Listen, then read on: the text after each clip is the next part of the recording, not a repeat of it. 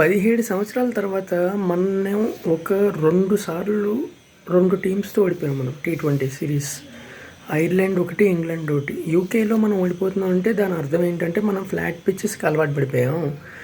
మనం కరెక్ట్‌గా మనకి టెక్నిక్ తర్వాత ఏమంటారు టైం తీసుకుని ఆడడం, మన అప్రోచ్ చాలా క్వెషన్స్ వచ్చేస్తాయి. ఎందుకంటే UK is nothing but swing ఇంగ్లాండ్‌లో అయినంత, యూకేలో అయినంత ఎక్కడ అవ్వదు ప్రపంచంలో. మనమంతా హార్డ్ అండ్ ఫ్లాట్ ట్రాక్స్కి అలవాటు పడిపోయామని నాకు అనిపిస్తుంది. నిన్న కూడా మనం 4-0 అనేది అసలు అన్బిలీవబుల్. 252 runs England కొట్టున్నారు. ఎంత స్ట్రైక్ రేట్తో కొట్టాడు బట్లర్, బ్రూక్ కానీ ఎంత స్టెబిలైజ్డ్గా ఆడారు. వాళ్ళకి ఎక్కడ ప్రెషర్ లేదు. దట్ మీన్స్ మనకి బౌలింగ్ లేదు. మొన్న కూడా అదే జరిగింది, బౌలింగ్ లేదు. నిన్న కూడా అదే జరిగింది, బౌలింగ్ లేదు.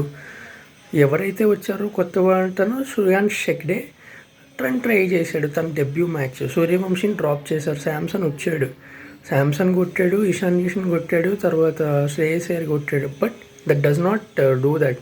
మన ఫీల్డింగ్ కానీ మన ఫీల్డ్ ప్లేస్మెంట్స్ కూడా అసలు అర్థం కాలేదు. అంటే మనం ఫస్ట్ నుంచేనే అంత డిఫెన్సివ్గా ఆడుతున్నామో అనిపించింది నాకైతే. ఒక అటాకింగ్ మైండ్ సెట్ లేదు, అటాకింగ్ బౌలర్స్ లేరు. ఇలాంటప్పుడు అసలు భువీని మనం ఎంత మిస్ అవుతున్నామో తెలుస్తుంది నీకైతే. భువనేశ్వర్ కుమార్ ఎవరైతే స్టార్టింగ్ వికెట్స్ తీసేవాడు, బుమ్రా ఎలా అయితే కంట్రోల్ చేసేవాడు, వాళ్ళు ఇప్పుడు లేకపోవడం వల్ల మనకి ఇంత ఎలా మిస్ అవుతున్నాం. హార్దిక్ పాండ్యాని మిస్ అవుతున్నాం, నితీష్ కుమార్ రెడ్డిని మిస్ అవుతున్నాం, కృణాల్ పాండ్యాని మిస్ అవుతున్నాం, పాటీదార్ని మిస్ అవుతున్నాం. అండ్ సింపుల్ యాజ్ ఇట్, మనం ఒక ప్లేయర్ని వాళ్ళ మెరిట్ మీద చూస్ చేసుకోవాలి, అంతే తప్ప వాళ్ళు పలానా అని చెప్పి చూస్ చేసుకోకూడదు. అదే జరిగింది కంప్లీట్గా ఈ సిరీస్ మొత్తం చూసుకుంటే. ఐపీఎల్లో వాళ్ళు మంచి రికార్డ్స్ ఉన్నాయని చెప్పేసి మనం యూకే పంపించాం. వాళ్ళు ఏషియాలో ఎలా ఆడుతున్నారు, ఫస్ట్ వాళ్ళని ఏషియాలో గ్రూమ్ చేయండి, తర్వాత వాళ్ళని తీసుకెళ్ళండి, ఛాన్సెస్ ఇవ్వండి. 1-2 మ్యాచ్లు అలా ఏం జరగలేదే. 2 మ్యాచ్లు ఇస్తే ఓ మ్యాచ్ ఇచ్చారు శాంసన్ కింద. సూర్యవంశీ ఏం తెలుసుకుంటాడు ఇప్పుడు? కరెక్ట్గా తన ఫామ్కి వచ్చేటప్పుడు డ్రాప్ అయిపోయాడు కదా సూర్యవంశీ. తను ఫామ్లో ఉన్నప్పుడు ఫామ్లో లేడు ఫస్ట్ 2 గేమ్స్, తర్వాత ఫామ్లోకి వచ్చిండొచ్చేమో నిన్న, అప్పుడు డ్రాప్ అయిపోయాడు. బౌలింగ్లో అంతే, వాషింగ్టన్ సుందర్, అక్షర్ పటేల్, మన స్పిన్నర్స్ కుల్దీప్ యాదవ్ అయితే ఉండడు గేమ్లో, వేసుకుంటారు అంతే. అండ్ మీడియం పేస్ శ్రేయాన్ షెగ్డే కానీ, తర్వాత రెడ్డి ఎలాగూ లేడు మనకి, ప్రసిద్ధ్ కృష్ణ, తర్వాత హర్షదీప్ సింగ్, తర్వాత Harshit Rana, Prince Yadav. Yes, lack of experience and lack of planning. Approach కూడా మామూలుగా అయితే టీమ్ మీటింగ్స్లో తర్వాత మధ్యలో బిట్వీన్ ద ఓవర్స్ ఏం మాట్లాడుకుంటున్నారో అసలు ఏం తెలియట్లే. అంటే ఫస్టే మనం కంప్లీట్గా ఆ మైండ్ సెట్కి వెళ్ళిపోయామో అనిపిస్తుంది.